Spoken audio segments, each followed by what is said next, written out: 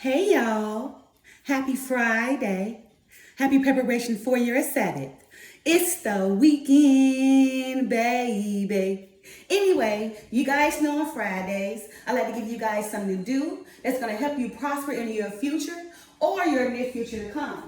And earlier, I read my short from the book of Jubilees, chapter 15, verse 17, and also from the book of Genesis, chapter 17, verse 17, KJV version reads as follows. Now, you guys must know that both of these verses basically say the same thing, with just a little bit of words changing, like rejoice and laugh and things of that nature, okay? But they basically represent the same thing. And remember what the Father says, right? Two is confirmation, right? Precept upon precept, line upon line. So here you are getting two verses, right? That's confirming the age gap between a man and a woman.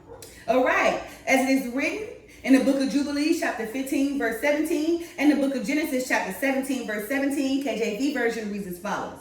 Abraham fell on his face and rejoiced, and said in his heart, shall a son be born to him that is 100 years old? And shall Sarah, who is 90 years old, bring forth? You guys, although the Father did not mention the age gap of a man and woman courting one another until Abraham and Sarah was going to born Isaac, one should know that during the days of our ancestors, it was common that a man was no more than 10 years an elder to that woman, which to me would be the blueprint for any man who is dating a woman. You guys, also, although there are some men who are 12 to 15 years older than their mate, even some who date women as young as the ages of their own daughters. As it is written, Abraham was 10 years elder than his wife Sarah, setting the blueprint for the age gap between a man and a woman.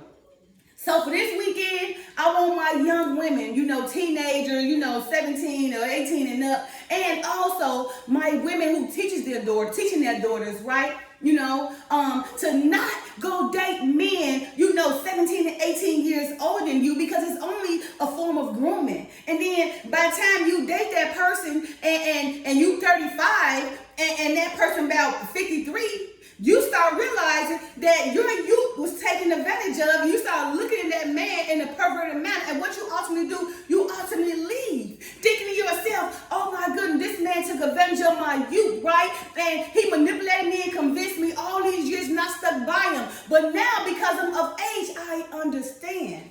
And now that you understand, sometimes it bothers you, like, oh my goodness, I let this man get over on you. That's because you didn't have understanding. But when you get to a certain age, and if you allow yourself to become mature, then you understand. All right, so I wrote down, okay? I said, one should know that during the days of our ancestors, it was common that a man who dated a woman was no more than 10 years an elder to that woman, which to me would be the blueprint for any man who was dating a woman. But now, in these modern days, men take it upon themselves to date women the ages of their own daughters, which basically takes away the experience of the woman to understand life instead of being groomed take the experience of the woman to understand life instead of being groomed by an older man who has already experienced life. By the time the woman becomes old enough to understand that she was groomed by the older man, she then starts to understand that man took advantage of her. So she then looks at him as a perverted man who manipulated her and took advantage of her youthful years, and ultimately get away from him. So again, although there are some who are 12 to 15 years their elder, but then again, according to it is written, Abraham was 10 years Sarah elder, setting the blueprint on how much a man should be an elder, to that woman when courting her, right? So again, for this weekend, I want my young women, who's 17 years old, I say up to maybe 25, right? And the women who have these daughters to be teaching their children or their little daughters, right? That it's not cool to go date a man who's 17 to 18 years older than you, right? Your elder. Because they're not doing anything but manipulating your youth, right?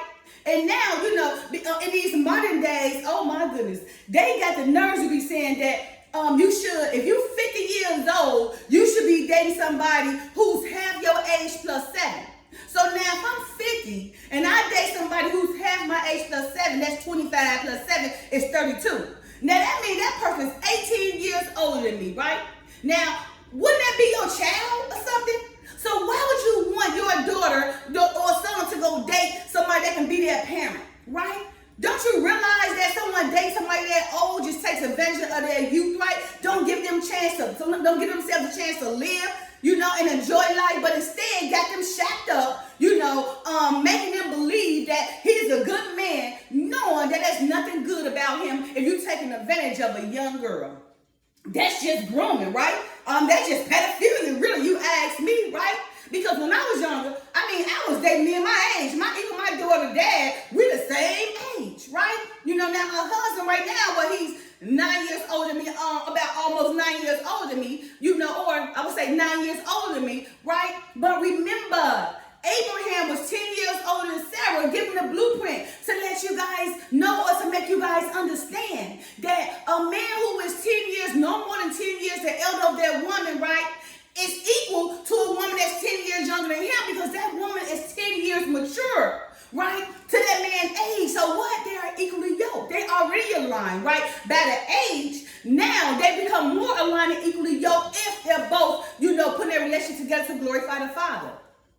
So again, for this weekend, I want my young women who is the teenager, they young youthful years, to enjoy your life, right? Don't be going out getting no older man. He ain't doing nothing but grooming you, manipulating you, baby. So by the time you get 35, right, he gonna be what, 60-something years old, right? Or, when you get 40 and he be 58 years old, right? You gonna just be trying to live life, right? You gonna be thinking, I'm with this old man, and then you're going to start, rebelling against him. You're going to go out there and start cheating, because you're going to realize that you have been groomed, right? That you have been manipulated. And now you probably got kids, bound and everything, because he done made you think that he the right man to do the right thing for you, but in turn, he manipulated you, right? He came and preyed on you, right? And then you're not even taking into consideration, you dating him, he probably got a kid your age, right? And now you the stepmama to somebody your age.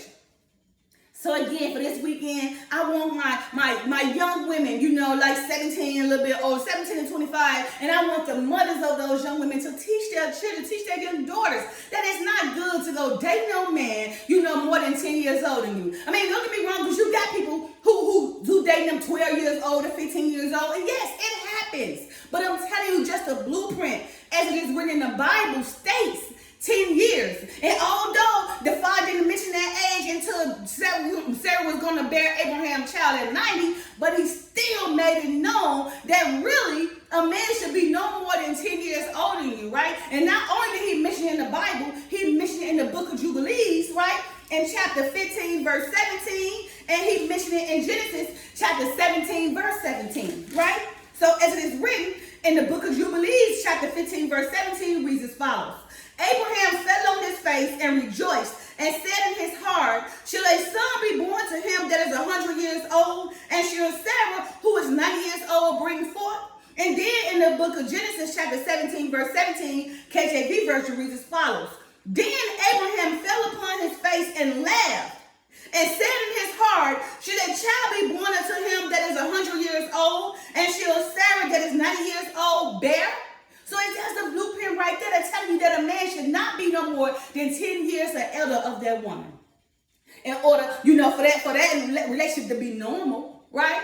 Because really, if a man is so many years older than you, do you really think that's normal, right? No, you're being groomed, baby. And when you get a certain age, you're going to start regretting it. You're going to start saying to yourself, like, oh my goodness, I got manipulated. Now I'm 38 and I don't want to be with him no more, right? Because I'm of age now. Now I'm looking at him as an old man, and I'm starting to realize that I was groomed. And this man took advantage of my youth, and now I just want to get away, right?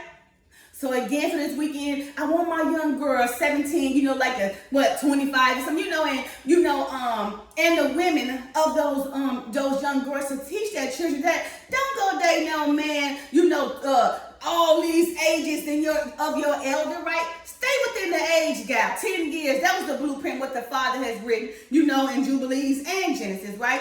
He gave you guys the age gap. He set the blueprint, right? So again, although the Father did not mention the age gap of a man and woman courting one another until Abraham and Sarah was going to born Isaac, one should know that during the days of our ancestors, it was common that a man was no more than 10 years an elder to the woman, which to me is the blueprint for any man who is dating a woman. And although there are some men who are 12 to 15 years older than their mate, even some who date women as young as the ages of their own daughters, as it is written, Abraham was 10 years elder than his wife Sarah, setting a blueprint for the age gap between a man and a woman, right? So even though in these modern days, they saying that a person should be half your age plus 7, oh my God, that is ludicrous, right? Give our young women a chance to have fun in their youth and not be groomed by perverted men. All right, you guys. Happy Friday. Bye. Love y'all. Peace.